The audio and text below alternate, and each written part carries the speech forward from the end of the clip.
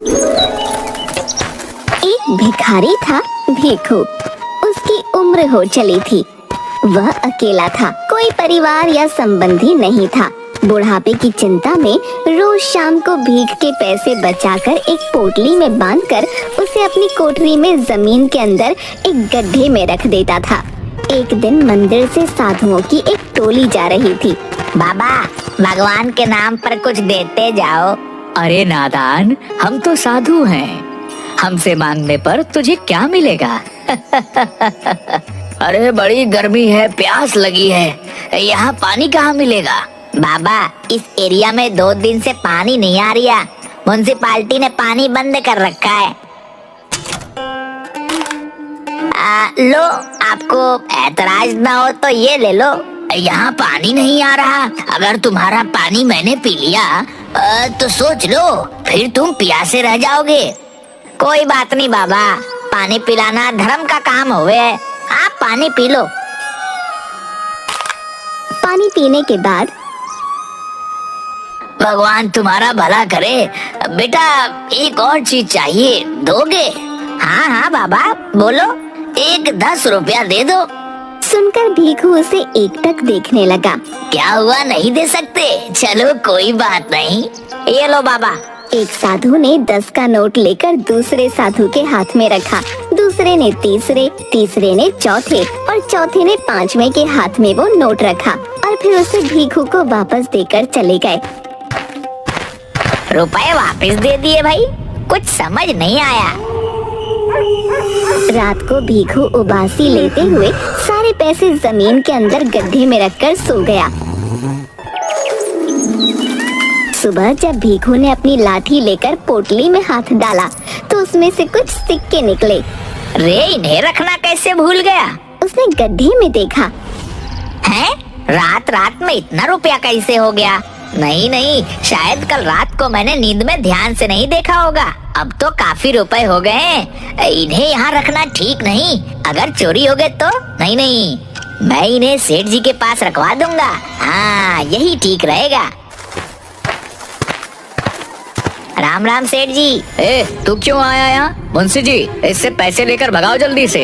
सेठ जी, अरे सुबह सुबह मनहूसियत फैलाकर दिमाग न खराब कर। ये लो और जाओ यहाँ से, वरना सेठ जी का दिमाग हिल गया ना तो मेरा पूरा दिन खराब हो जाएगा।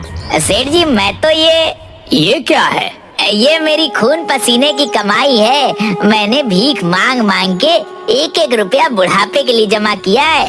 अबे, ये तेरी कमाई है या किसी की चोरी की है? ना ना, ऐसा मत कहिए। चोरी करूँगा तो भगवान माफ नहीं करेगा। ठीक है, ये पोटली क्यों लाया यहाँ? सेठ जी, मेरी कोठरी तो खुली पड़ी रहती है, किसी को भी पता चल गया तो चोरी कर लेगा। आप इसे मेरी अमानत समझकर अपने पास रख लो। मुझे जरूरत होगी तो मैं आपसे ले लूंगा। रुपए गिनकर बही खाते में इसके नाम से लिख लो। 100, 200, 500, 1000। सेठ जी, पूरे 1000 हैं। सुन भिखू, इतना रुपए पड़े पड़े रखा रह जाएगा। तू कहे तो इन्हें ब्याज पर चढ़ा दूं, अच्छी रकम मिलेगी। पर सेठ जी। अरे तू फिक्र न कर, मैं सब देख लूंगा। तेरी रकम 6 महीने में दुगनी हो जाएगी। ठीक है सेठ जी, मुझे आप पर पूरा भरोसा है। सब आप पर छोड़ता हूँ। हाँ हाँ, तू चिंता ना कर। राम राम।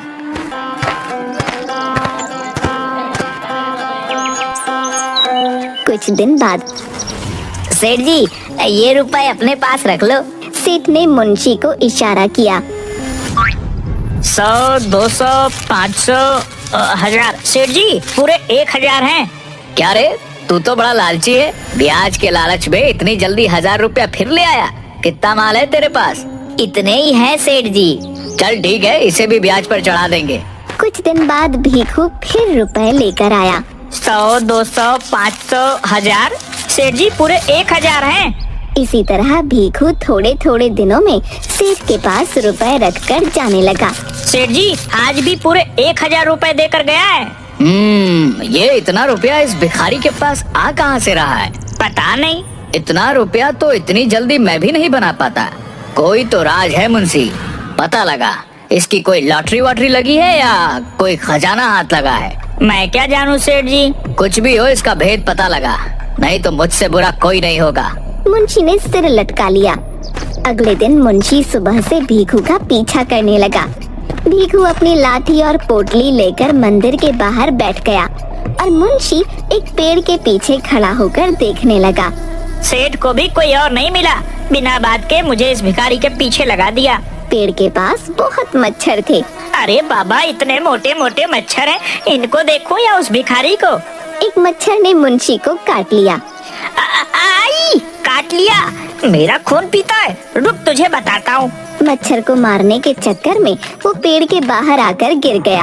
हाय हाय, मर गया रे। एक आदमी ने उसे उठाया और भीखू भी वहाँ आ गया। अरे मुंशी जी, आप यहाँ क्या कर रहे हो? क्यों बे, मैं मंदिर नहीं आ सकता क्या? क्यों नहीं आ सकते हो, जरूर आ सकते हो। वो तो मैंने आपको पहले कभी यहाँ देखा नहीं ना, इसीलिए पूछ लिया। वैसे मुंशी जी, आप गिर कैसे गए? बस गिर गया। अरे हर बात तुझे बताना जरूरी है, बड़ा आया कोतवाल बनने। कहकर वो वहाँ से चला गया और छिपकर भीखू पर नजर रखने लगा। रात को भीखू ने अपनी कोठरी में पैसे गिने। 10, 20, पूरा 25 रुपया हो गया। और उसने रुपए जमीन के अंदर गड्ढे में रख दिए। मुंशी खिड़की के पीछे छिपकर ये सब देख रहा था। अच्छा, तो ये रुपए यहाँ छिपाता है, पर इसके पास इतने रुपए आते कहाँ से हैं? मुझे इससे क्या। मुंशी ने पूरी बात सेठ को बताई। जरूर जमीन के अंदर उस भिखारी को कोई खजाना मिला है, किसी को पता नहीं चले, इसलिए यहाँ थोड़ा थोड़ा रुपया लेकर आता है। सेठ जी, वाह वाह, क्या दिमाग लगाया आपने। मेरे दिमाग में तो ये बात नहीं आई। दिमाग हर किसी के पास नहीं होता, वरना सब सेठ होते। अब चल मेरे साथ। कहाँ सेठ जी? कहा ना, बस चुपचाप चल। दोनों लाठी लिए भीखू की कोठरी में पहुँचे। आई, सेठ जी, कितनी बदबू है यहाँ। भिखारी के घर में बदबू नहीं तो खुशबू आएगी। सेठ जी, आप मुझे यहाँ क्यों लाए हो? मेरा तो दम घुट रहा है। कहकर वो वहाँ से जाने लगा।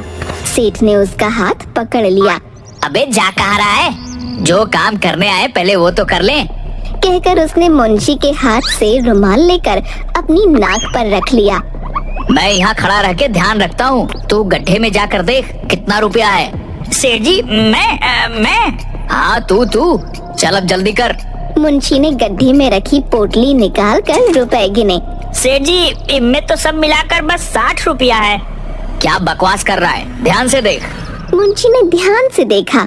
सेठ जी, सच्ची बस 60 रुपया है। सेठ जल्दी से उसके पास आया। उसने पोटली फैला दी। अरे इनमें तो सच में बस इतने ही हैं। मुंशी चल गड्ढा खोद। मुंशी ने पोटली वाले गड्ढे को और खोदना शुरू किया। सेठ जी, इतना गहरा तो खोद दिया। सेठ के इशारे पर मुंशी ने गड्ढे में हाथ डाला। क्या हुआ? सेठ जी, कुछ तो है, बहुत बड़ा है, एकदम मुलायम मुलायम, पर हाथ में नहीं आ रहा। सेठ ने मुंशी को पीछे करके खुद गड्ढे में हाथ डाला। तगड़ा माल है, तगड़ा। उसने जैसे ही हाथ निकाला, उसमें बड़ा सा सांप था। सांप, सांप, सांप! सेठ ने घबराकर सांप को फेंक दिया। गड्ढे में से बहुत सारे सांप निकलकर कोठरी में फैल गए। मुंशी घबराकर बेहोश होने लगा। अबे भाग, नहीं तो सांप डस लेगा। हाँ हाँ, भागो भागो भागो। दोनों जिधर भी भागते सांप आ जाते। पूरी कोठरी सांपों से भर गई। सेठ सांपों के ऊपर से जाने लगा तो गिर पड़ा। उसके सिर से खून बहने लगा और सांप उस पर चढ़ गए। हे भगवान बचा ले, अब कभी लालच नहीं करूँगा, इस बार बचा ले भगवान, बचा ले। अचानक सभी सांप हटने लगे। सेठ जी, चलो जल्दी भागो यहाँ से। दोनों वहाँ से भागने लगे। चौखट पर सेठ ने पीछे मुड़कर कोठरी के अंदर देखा, सांपों को उसकी तरफ आते हुए। ये देखकर सेठ और मुंशी दोनों वहाँ से भाग गए। शाम को भीखू जब वापस आ रहा था तो मोनू दिखा। मोनू, अरे ओ मोनू, कहाँ भागे जा रहा है? जरा रुक तो। मोनू रुक गया। तेरा बाबा कहाँ रहता है? आजकल कितने दिन हो गए दिखाई नहीं देता। बाबा तो बीमार है, 2 दिन से अस्पताल में है। क्या हुआ उसको? डॉक्टर कुछ नहीं बता रहा है, बोला कि जो दवाइयाँ देनी है वो अस्पताल में नहीं है, तुम ले आओ तो तुम्हारे बाबा ठीक हो जाएंगे। बहुत महंगी दवाइयाँ हैं। मैं माधव के पास रुपए उधार मांगने गया था, पर उसके पास भी नहीं है। तू उदास मत हो बेटा, रुपया मिल जाएगा। कहा काका, सुबह से 4 लोगों से मांग चुका हूँ, पर किसी के पास इतना रुपया नहीं है और बाबा की तबीयत बिगड़ती जा रही है। कितने में दवाई आएगी? 1100 काका, पूरे 1100। मेरे पास तो 20 रुपया है। तो बेटा हो गया रुपयों का इंतजाम। वो कैसे काका? ये ले, इसमें पूरे 20 रुपया है। 60 रुपया और है मेरे पास और तेरे पास 20। काका तो सब मिलाकर खाली 100 ही तो हुआ, बाकी का 1000 कहाँ से आएगा? तू फिकर क्यों करता है? तू जा, मैं थोड़ी देर में रुपए का इंतजाम करके आता हूँ। भीखू अपनी कोठरी की हालत देखकर, हे राम, आज तो सच्ची कोई चोर आ गया।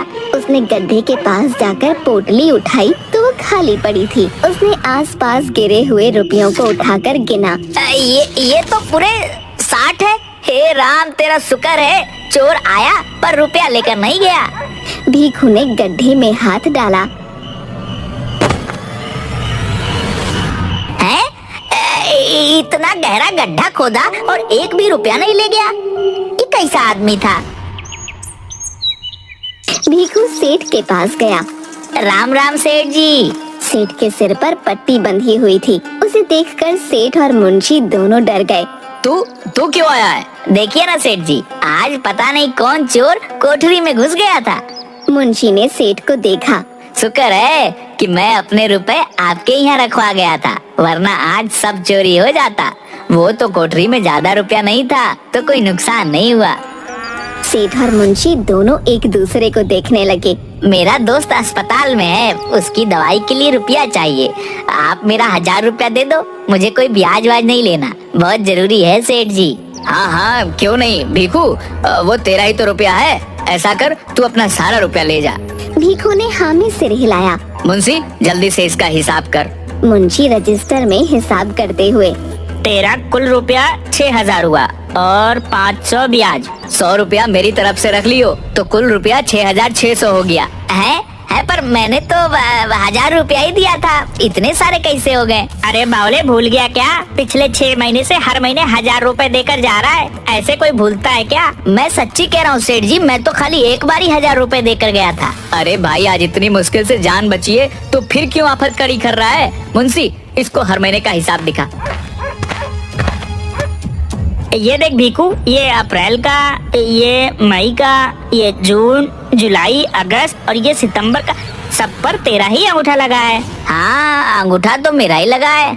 अरे लगे ना, तेरा ही है। मुंशी, जल्दी कर, इसका सारा रुपया दे दे। सेठ जी, मुझे अभी बस 1000 रुपए दे दो। नहीं, तू अपना सारा रुपया ले जा। सेठ जी, मैं इतना रुपया कहाँ रखूंगा? चोर ने मेरी कोठरी का रास्ता देख लिया है, घर चोरी हो गए तो। नहीं, आप अपने पास रख लो। तेरी कोठरी में घुसने की हिम्मत कौन करेगा? नहीं, तू ले जा।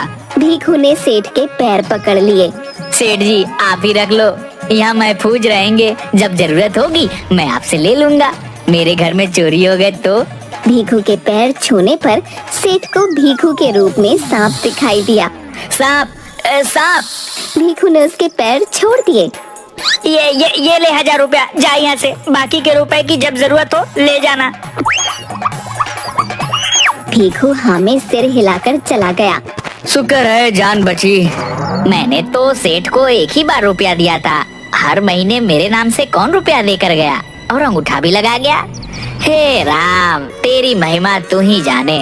भीखू ने पैसे जाकर मोनू को दिए और इस तरह उसने अपने दोस्त की मदद करके भगवान का शुक्रिया किया।